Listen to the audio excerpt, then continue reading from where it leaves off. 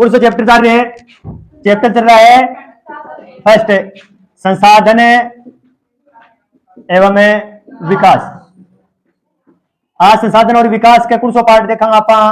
Part 3, 2 पहले देख लिया, आज तीसरे दिन। ठीक है, आज को पॉइंट आप होगो संसाधनों का संरक्षण, संसाधनों का संरक्षण। ठीक है, तो संसाधन पहली मेन बात क्यों रही है? तो संसाधन है वो किसी भी तरह का विकास का मायने महत्वपूर्ण भूमिका निभा। बात क्या चल रही है? संसाधन की। क्या की बात है? संसाधन, यानी संसाधन है वो किसी भी तरह के विकास में, किसी भी तरह के विकास में महत्वपूर्ण भूमिका निभाते हैं। संसाधन की बात हो रही है कि किसी भी तरह को अगर विकास करना है तो भी कमाई महत्वपूर्ण भूमिका कौन निभाएगा? संसाधन निभाएगा। कल आप पढ़ो क्या महत्वपूर्ण, कोई भी विकास करना है तो संसाधन रहने के लिए महत्वपूर्ण है, लेकिन संसाधन के साथ में क्या चाहिए? अपना ने प्रौद्योगिकी। क्या चाहिए? प्रौद्योगिकी। संसाधन एकलो ही कोई क्षेत्र को विकास है कौन कर सके? संसाधन के साथ में अपना क्या चाहिए? प्रौद्योगिकी। जब ही भी क्षेत्र को किया उसका विकास हो सके। लेकिन विवेकहीन उपयोग के कारण हमारे सामने कई तरह की समस्याएं उत्पन्न हो गई।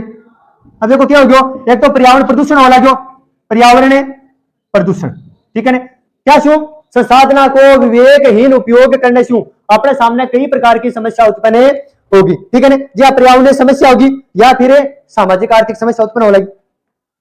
इन समस्याओं से बचाव के लिए विभिन्न स्तरों पर संसाधनों का संरक्षण आवश्यक है। अब देखिए ये समस्या उत्पन्न हो रही है ना, ये समस्या क्या बचाव के खातिर अपन क्या करना चाहिए? क्या करांगा समस्या के बचाव के लिए?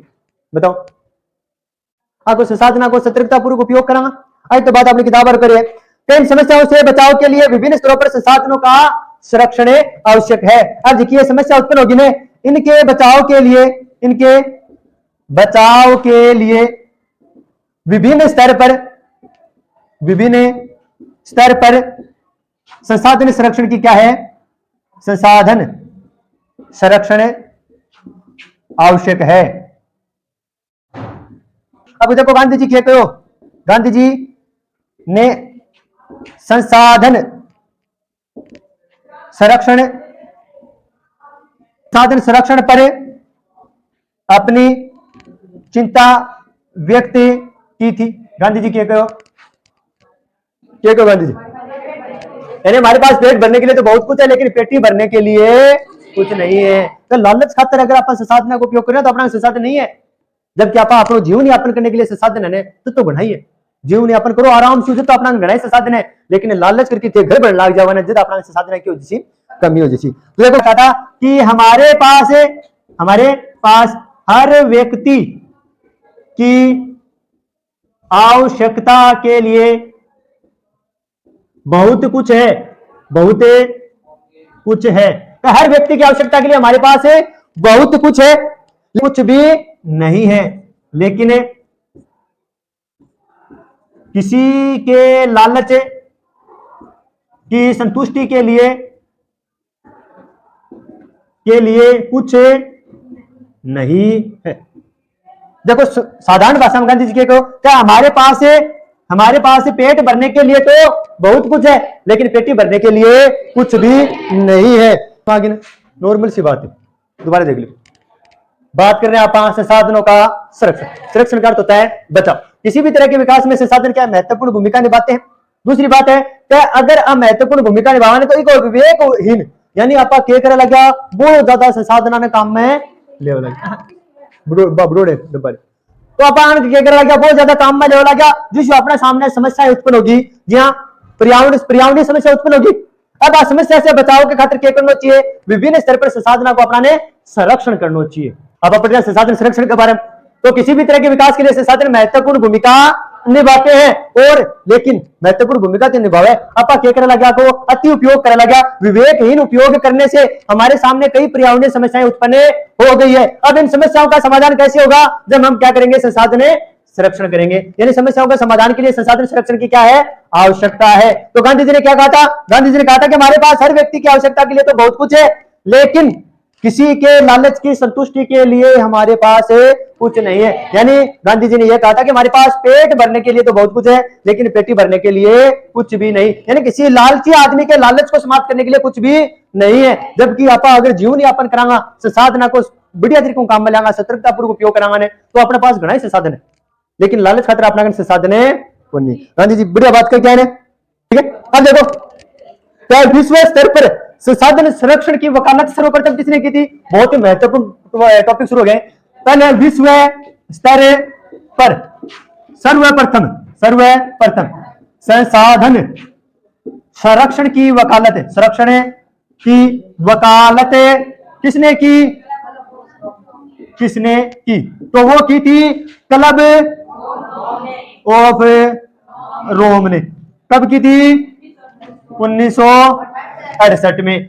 बहुत ही महत्वपूर्ण। क्या विश्व स्तर पर सबसे पहले संसाधन को बताने के लिए किसने प्रयास किए, किसने वकालत की थी? तो वो की थी क्लब ऑफ रोम ने। कब की थी? 1968 में। कोई दिक्कत नहीं। का नाम क्या है? पुस्तक है स्माइल इज ए ब्यूटीफुल।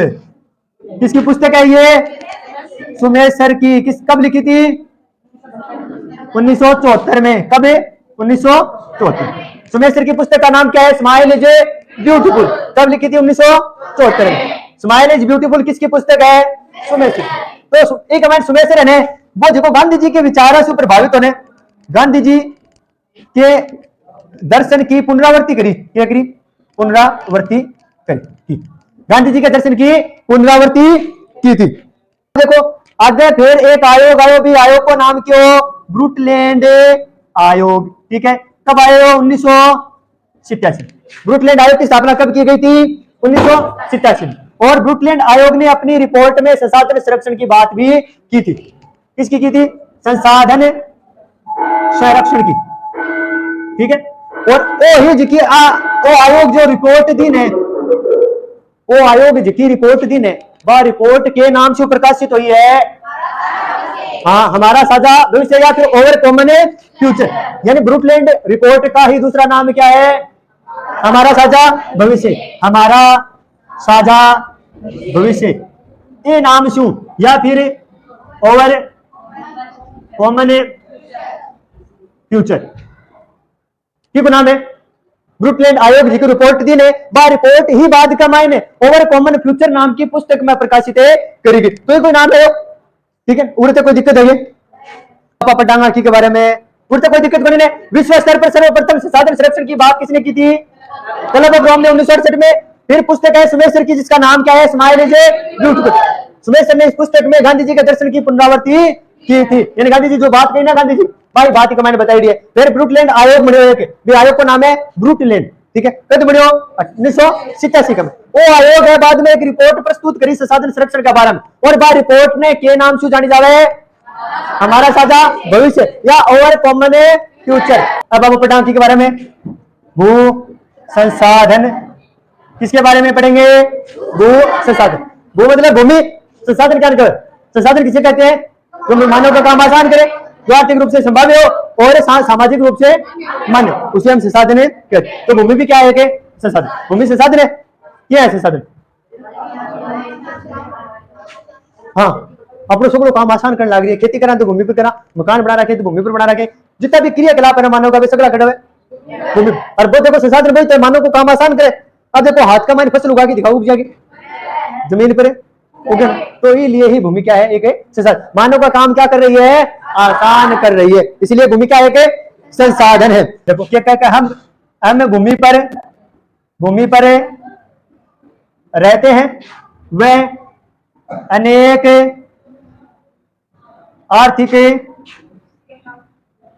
क्रियाकलाप करते हैं। करा भूमि पर आर्थिक क्रियाकलाप मतलब पैसा प्राप्त के लिए जो भी आप काम कराने, चाहे वो कृषि करा, चाहे वो मछली पालन है, या फिर बकरी पालन हो जा, या फिर परिवहन को जाए, डॉक्टर हो, वकील हो, जो भी काम करे, जो भी आदमी हो, वे सगड़ा है आर्थिक क्रियाकलाप में शामिल हुए, और जो भी आप खड़ा करा भूमि पर।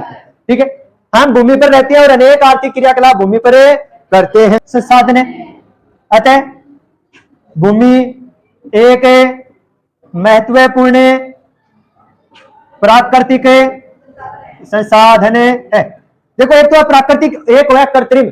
प्राकृतिक बिन कहे जिको प्रकृति के द्वारा बनाई हो, और कृत्रिम बिन कहे जिको मानव के द्वारा बनाई हो। प्राकृतिक भूमि तो प्राकृतिक है, कौन बनाई भूमि ने? प्रकृति के द्वारा निर्माण हो भूमि को, तो भूमि क्या है? प्राकृतिक संसाधन है, ठीक है ना। अतः भूमि एक महत्वपूर्ण प्राकृतिक संसाधन है। तो अक्सर क्या प्रभाव है, क्या की चाहे परिवहन की बात कर लो, परिवहन है, या फिर आर्थिक क्रियाकलाप, या फिर वन्य जीव की बात कर लो, सगड़ा का सगड़ा काम करा रहे। संचार व्यवस्था किससे संबंधित है? सगड़ा का सगड़ा, सगड़ा का सगड़ा किससे संबंधित है? भूमि से। सभी भूमि से संबंधित हैं। दोबारा देखो, हम भूमि पर रहते हैं, आर्थिक क्रियाकलाप भी घट कराना भूमि पर करा, इसीलिए भूमि क्या एक महत्वपूर्ण प्राकृतिक प्राकृतिक बिन का जो प्रकृति के द्वारा बने, ठीक है ना। अब परिवहन है, आर्थिक क्रियाकलाप है, या वन्य जीवन है, संचार है, संचार व्यवस्था, ये सगळे सगळे क्रियाकलाप घटाओ में भूमि को ऊपर, जितना भी क्रियाकलाप होने पे सगड़ा घटाओ में भूमि पर। परंतु भूमि एक सीमित संसाधन है, इसलिए उपलब्ध भूमि का विभिन्न उद्देश्यों के लिए उपयोग सावधानी और योजनाबद्ध तरीके से करना चाहिए। लेकिन देखो भूमि क्या है कि भूमि एक सीमित है, सीमित संसाधन, सीमित संसाधन है, इसलिए इसका उपयोग, किसका? भूमि का उपयोग योजनाबद्ध तरीके से करना चाहिए, योजनाबद्ध तरीके से करना चाहिए। नॉर्मल सी बात है। क्या भूमि की एक सीमित संसाधन है, जनसंख्या लगातार बढ़ने लग रही है, भूमि बढ़ेगी, भूमि जितनी है बीती है, उल्टी की कम होगी, समुद्र के मायने जलमग्न होने लग रही है, धीरे धीरे पानी को जलस्तर ऊंचा होने लग रही है, और जमीन है बस समुद्र में डूबने लग रही है, कमी होने लग रही है, बढ़ने को कोई भी चांस नहीं है, ठीक है। इसलिए भूमि एक सीमित संसाधन है, अपना जिकी चीज सीमित होने भी को अपना क्या करना चाहिए? सतर्कता पूर्वक उपयोग करना चाहिए, योजनाबद्ध तरीके से उपयोग करना चाहिए। अगर योजनाबद्ध तरीके से उपयोग कौन करांगा ने, तो आने वाले टाइम का माइन भी चीज की क्या हो जाएगी? कमी हो जाएगी। अब वो एक सीमित संसाधन है, और मैं जितनी देर काम मारे जितनी देर लिखूंगा, या फिर काबरात्री ये लाद दो तो खत्म हो जाएगा, वही सिस्टम है। भूमि भी क्या है कि सीमित संसाधन है, अपना क्या करना चाहिए? योजनाबद्ध तरीके से भूमि ने काम में लेना चाहिए, ताकि भूमि ना पा बचा सका, ठीक है। अगर योजनाबद्ध तरीके से काम में नहीं लांगा ने, तो भूमि तो बढ़नी है ही को नहीं, जनसंख्या लगातार बढ़ने लग रही है। आप घर मकान बनाने तो भी के लिए एक नक्शा तैयार करा, भाई पीछे की पूरा आप मकान बनाऊंगा, इतनी जमीन इतनी साइड में छोड़ांगा, इतनी साइड का मैं छोड़ांगा, तो वो योजना बनाने भी नहीं, तो भूमि ने भी योजना बना के काम में लेनी चाहिए, ठीक है। बात हो रही है भारत की, कि भारत में भूमि पर विभिन्न स्थलाकृति पाई जाती है, स्थलाकृति पाई जाती है, कुर्सी कुर्सी कटे के पाई जा, अपना पर्वत पाई जा, कटे के पाई जा, पठार पाई जा, द्वीप है, और या फिर के पाई जावे, मैदान पाई जावे, ठीक है। तो ये भारत का मायने आकृति पाई जावे। अपन हिमालय से शुरू होने तो हिमालय के पर्वत श्रृंखला है, हिमालय से जस्ट निचली साइड का मायने आऊंगा जैसे मैदानी प्रदेश आ जाओ, मैदानी प्रदेश है ना, फिर भी साइड का मायने मरुस्थलीय प्रदेश है, फिर पठारी प्रदेश है, द्वीप समूह है, और तटीय मैदान है। तो भारत के मायने भूमि की अलग अलग आकृति पाई जाए, एक तो पर्वत पाई जाए, एक पठार पाई जाए, द्वीप पाई जाए, और मैदान। पर्वत और पठार में क्या अंतर है? पर्वत और पठार में क्या अंतर होता है? हाँ, पर्वत तो ऊपर से नुकीलो होगो, जबकि पठार ऊपर से मेज की आकृति को होगो, समतल होगो, ठीक है। पर्वत ऊपर से नुकीलो होगो, और कई प्रकार का पर्वत यहाँ होगा ने, इन आपा के कैसे पर्वत श्रृंखला कह देशा, श्रृंखला के रूप में होगा तो श्रृंखला कह देशा, और पठार मेज का आकार को होगो, जी मेज बनी हो बिया, ठीक है। दो नाम यू अंतर हुए। तो भारत में भूमि का के रूप पाई जा, पर्वत पाई जा, कड़े कड़े पठार, कड़े द्वीप, और कड़े। भारत में कितने प्रतिशत जमीन पर मैदान है? 43% जमीन पर के ही मैदान। कितने प्रतिशत भाग पर मैदान है भारत में? 43%। सुविधाजनक है। तो मैदान है को मतलब भटापा के कर सका, कृषि कर सका, और उद्योग लगा सका, इन दोनों के लिए यह क्या है? सुविधाजनक है मैदान। अरे पर्वता पर कर सकोगी कृषि, या उद्योग लगा सकोगी तो कौन? बे पर्वत है एक कृषि और उद्योग के लिए सुविधा प्रदान कर, जबकि मैदानी प्रदेश है वो क्या करे? कृषि और उद्योग के लिए सुविधाजनक है, ठीक है ना। कितना प्रतिशत भाग पर मैदान है? 43%। शाबाश। भाग पर स्थित है, बात करा तो क्या की? पर्वत। पर्वत है 30% भाग पर। कितना प्रतिशत भाग पर पर्वत है? 30% पर। सुनिश्चित करते हैं। पर्वत क्यों जरूरी है? क्योंकि यहाँ क्या होता है? नदियों का उद्गम है, नदियों का उद्गम होता है। खड़ुआ नदियों का उद्गम पर्वताशु, पर्वत नदियों का निर्माण करें, नदियों का उद्गम करें। प्रत्येक चीज है ने वह अपने अपने हिसाब से महत्वपूर्ण है। मैदान लिए जरूरी है कि बेटा कृषि कराऊंगा, उद्योग लगाऊंगा। पर्वत लिए जरूरी है कि बेटा नदियों का क्या है, उद्गम हो, नदियों का निर्माण हो। अगर पठारी है, पठार कितने प्रतिशत भाग पर है, 27% भाग पर क्या है, पठार है, क्या पठार है। और देखो पठारा का मान क्या है, खनिज पाई जावे, ठीक है ने, और क्या पाई जावे, लकड़ी, जीवाश्म ईंधन और वन, ठीक है ना, क्या पाई जाए, वन। तो पठार क्यों महत्व, आप अपने भू संसाधन, भू संसाधन पढ़ जाने। पहले हम भूमि पर रहते हैं और एक आर्थिक क्रियाकलाप भी कहां पर करते हैं, भूमि पर ही करते हैं। भूमि क्या है कि महत्वपूर्ण प्राकृतिक संसाधन है, प्राकृतिक संसाधन है। परिवहन, आर्थिक क्रियाकलाप, वन्य जीव, संचार है, ये सगला का सगला क्या पर निर्भर है, मानव है, परिवहन है, संचार है, वन्य जीव है, आर्थिक क्रियाकलाप है, सगला का सगला क्या पर निर्भर है, भूमि पर निर्भर है। लेकिन भूमि क्या है कि सीमित साधन है, सीमित साधन है, इसलिए इसका उपयोग कैसे करना चाहिए, योजनाबद्ध तरीके से इसका उपयोग करना चाहिए। भारत में भूमि पर विभिन्न स्थलाकृति पाई जाती है, जैसे कुछ क्षेत्र ऐसे जहां पर्वत है, कुछ पर पठार, कुछ पर द्वीप और कुछ मैदान है। अगर बात करें मैदान की तो भारत में 43% भाग पर क्या पाई जाए, मैदान पाई जा। और मैदान क्यों जरूरी है, कृषि और उद्योग के लिए। भारत में पर्वत पाई जाए 30% भाग पर, और पर्वताशु तो नदियां को क्या है, उद्गम हुए, नदियों का निर्माण हुए। नेक्स्ट पठार की बात करा तो 27% भाग पर पाई जा, और पठार जरूरी है खनिजा के लिए, जीवाश्म ईंधन के लिए और वनों के लिए, क्या जरूरी है, पठार। अब देखो भू उपयोग, हाँ आवाज मत करो, देख लो, भू उपयोग का बारे में पढ़ना, क्या के बारे में, भू, भू मतलब भूमि, उपयोग मतलब उपयोग, भूमि का उपयोग, क्या क्या हम आपका उपयोग लेने लग रहा है, भूमि भी का बारे में अध्ययन करांगा, ठीक है। पहले है भूमि क्या में काम आ रही है, वन, वन भूमि किन का जड़ा वन हो, के कहूंगा आपा वन भूमि कहूंगा, ठीक है। दूसरों की कृषि के लिए अनुपलब्ध, अनुपलब्ध भूमि, यानी ऐसी भूमि जो कृषि के लिए उपलब्ध ना हो उसे हम कृषि के लिए अनुपलब्ध भूमि कहते हैं। जिस पर कृषि नहीं की जा सकती या जो कृषि के लिए सहायक नहीं है, जो कृषि जिसमें कृषि नहीं की जाती उसे हम कहते हैं कृषि के लिए अनुपलब्ध भूमि। दो प्रकार के है, एक तो बंजर तथा कृषि अयोग्य भूमि। बंजर किनको है, जिन आपा प्रचलित प्रौद्योगिकी की सहायता से भी उपजाऊ नहीं बना सका भी जमीन ने क्या कहूंगा, बंजर भूमि कहूंगा, क्या कहूंगा, बंजर भूमि। कुछ जिन प्रचलित प्रौद्योगिकी की सहायता से भी उपजाऊ नहीं बनाया जा सकता उसे हम बंजर भूमि कहते हैं। दूसरा है गैर कृषि प्रयोजन में लगाई गई भूमि, दूसरा क्या है, गैर कृषि प्रयोजन में लगाई गई भूमि। कृषि के अलावा जितना भी काम हो वह भूमि क्या माजी, गैर कृषि कार्य में प्रयुक्त भूमि माजी। जहां मकान बना रखे, कटे उद्योग धंधा की स्थापना करा के, कटे सड़क निर्माण करा के, भूमि जड़े कृषि नहीं करी जा सके, कृषि के अलावा अन्य काम हो रहे हैं वह भूमि क्या माजी, गैर कृषि कार्य में प्रयुक्त भूमि, ठीक है ना। एक मैंने उदाहरण भी दे रखे, जैसे इमारत यानी मकान, सड़क, उद्योग, क्या माजी, गैर कृषि कार्य में प्रयुक्त भूमि माजी। तीसरी है प्रति भूमि के अतिरिक्त अन्य कृषि अयोग्य भूमि। तीसरी कौन सी है, प्रति भूमि के अतिरिक्त अन्य कृषि भूमि, अन्य कृषि अयोग्य भूमि। प्रति भूमि के अतिरिक्त और अन्य जो कृषि अयोग्य भूमि बची है वह सभी क्या माजी के अंदर आ जी, ठीक है, अतिरिक्त प्रति भूमि के अतिरिक्त। अब देखो कितना प्रकार की, ठीक है मैंने, एक तो है पहले है स्थायी चारागाह तथा अन्य गोचर भूमि। पहली कुछ है स्थायी चारागाह तथा अन्य गोचर भूमि, बस। अब ठीक है, स्थायी चारागाह क्या मतलब है, जो पशुओं के चराने के लिए जिस जगह को स्थायी कर दिया गया हो उसे हम स्थायी चारागाह क्षेत्र कहते हैं। और एक अंदर और जी अन्य जगह है जगह पशु चरे, गोचर मतलब है पशुओं को चढ़ना को स्थानीय हो, एक तो स्थायी चारागाह और एक अन्य जगह जगह पशु जाके चरे, वे सगला क्या माजी, प्रति भूमि के अतिरिक्त अन्य कृषि अयोग्य भूमि।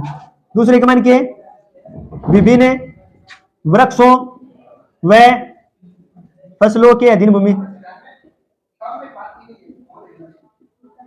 ठीक है। दूसरों के विभिन्न वृक्ष और फसलों के अधिक अधीन भूमि, यानी कि मैंने पूछा जैसी जठे वृक्ष होवी, फलदार वृक्ष होवे ने जठे भी लागी रहा वह भूमि क्या माजिसी विभिन्न वृक्षों में आजिसी। फलदार वृक्ष ने जी मान लो कि सेव लाग रहे हैं या फिर आम लाग रहे हैं, जटे जी जमीन पर लाग रहे हैं वह जमीन एक अंदर आजिसी। कृषि योग्य बंजर भूमि, लेकिन कृषि जहां 5 वर्षों से अधिक समय तक कृषि न की गई हो, यानी इसी भूमि जी पर 5 साल से ज्यादा समय हो गयो बड़ा कृषि न करी गई है वह क्या माजिसी कृषि योग्य बंजर भूमि माजिसी। ठीक है, कृषि योग्य बंजर भूमि 3 घटक है। देखो वर्तमान प्रतिभूमि, एक है पुरातन प्रतिभूमि। वर्तमान प्रतिभूमि भी कहे जी के ऊपर 0 से लेके 1 वर्ष तक कृषि कार्य न करी गए, और पुरातन प्रतिभूमि भी कहते 1 साल से तो ज्यादा हो गयो और 5 साल से कम समय तक जिस पर कृषि कार्य न किया गया हो। अपनो खेत है 10 महीना तक कृषि कार्य न करी गयो, क्या माजी 13 महीना हो गया, 14 महीना हो गया, 15 महीना हो गया, कृषि कार्य करी कौन गयो तो क्या माजी सी पुरातन। 1 साल से ज्यादा होता है वह पुरातन में शामिल हो जाएगी, और 1 साल से कम समय तक अगर वह खाली पड़ी है और 1 साल कम टाइम में 1 साल होने पहले आप बाद ही तो वह वर्तमान प्रतिभूमि ही बिना पाइप के कर ली बुआई कर ली। ठीक है, दोनों याद रखनी। आगे हम देखते हैं प्रतिभूमि, एक तो वर्तमान एक पुरातन है। ठीक है, दोनों ही आगे कमाई नॉर्मल चीज समझ में आ गई है। प्रतिभूमि माजिसी 4 नंबर पॉइंट है प्रतिभूमि। ठीक है, प्रतिभूमि 2 प्रकार की, एक तो वर्तमान प्रतिभूमि, एक है पुरातन प्रतिभूमि। प्रश्न पूछा बहुत सी बार अपना गौर लगा लियो। एक प्रश्न आवी छोटा प्रश्न बनेगा ने आई पूछेगा वर्तमान प्रतिभूमि किसे कहते हैं, क्योंकि टाबर हम कंफ्यूज हो जा बड़े भाई वर्तमान 1 साल हो जी कम टाइम तक रहे और वर्तमान है कि पुरातन है, मैं भी कंफ्यूज हो जांचते तो होने होना। लेकिन आपने याद रखना है पुरातन मतलब 5 साल तक पे नाम आ रहे ने 5 में भी पे आवे तो याद रखने कि 1 साल से 5 साल तक जी को कृषि कार्य न करी डोर बिना क्या कहूंगा पुरातन प्रतिभूमि कहूंगा। आज का टॉपिक है भारत में भू उपयोग प्रारूप। आज का अपना टॉपिक क्यों है भारत में भू उपयोग प्रारूप। दोबारा देख लो भू उपयोग क्या है, अब पढ़ रहे भारत में भू उपयोग प्रारूप। भू उपयोग को निर्धारित करने वाले तत्व क्या है, भूआकृति है, जलवायु है और मृदा के प्रकार है। अब भारत को क्षेत्र पहले 32.8 लाख वर्ग किलोमीटर जिनमें से 93% भाग का अपना आंकड़ा उपलब्ध है, बाकी को जो 7% बंजियों ने भी कमाना पूर्वोत्तर राज्य में एक असम ने छोड़ की बाका अपना भू उपयोग का आंकड़ा उपलब्ध को नहीं बी का अलावा जिको पाकिस्तान अपनो भाग रोक रखे ने बी का आंकड़ा अपना उपलब्ध को नहीं, और जिका चाइना रहा अपनो क्षेत्र जिको रोक रखे ने बी का आंकड़ा अपना उपलब्ध को नहीं, यानी 7% भाग का अपना आंकड़ा उपलब्ध नहीं। ठीक है, और सगड़ा का अपना आंकड़ा बी का। अब देखो वर्तमान प्रतिभूमि है इसके अलावा जिकी भूमि बच गई अन्य प्रतिभूमि इस पर आप कृषि कार्य है कृषि कार्य नहीं कर सकते।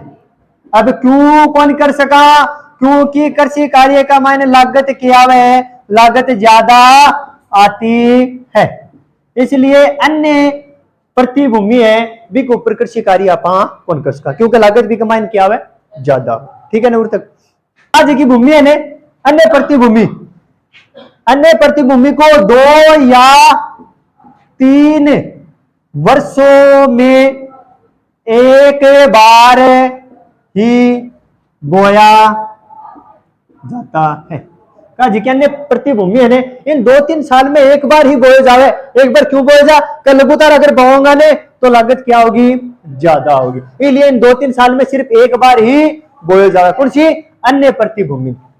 अगर इसे शुद्ध बोया गया क्षेत्र में शामिल कर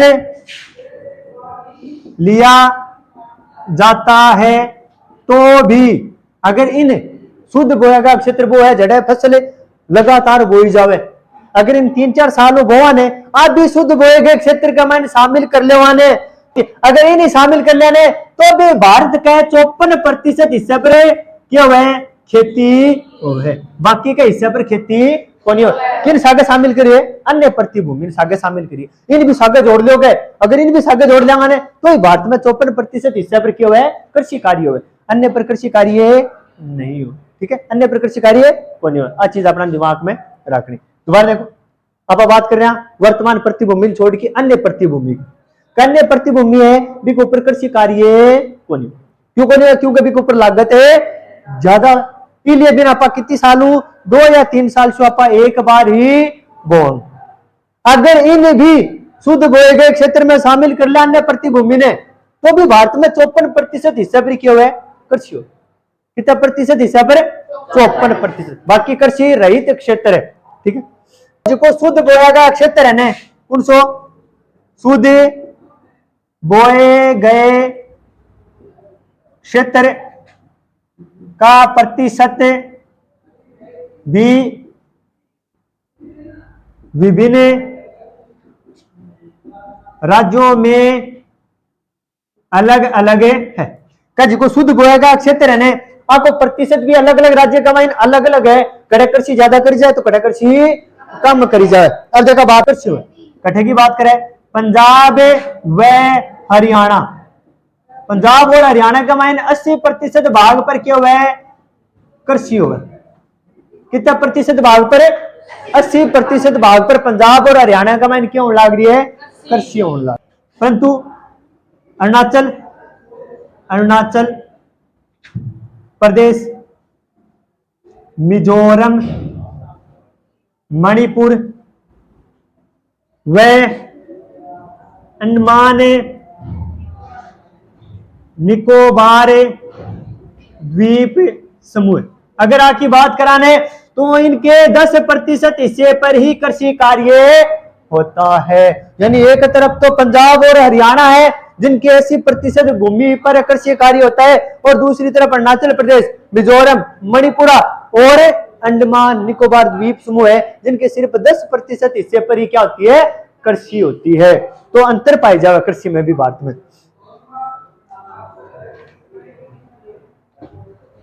उड़ते कोई दिक्कत है?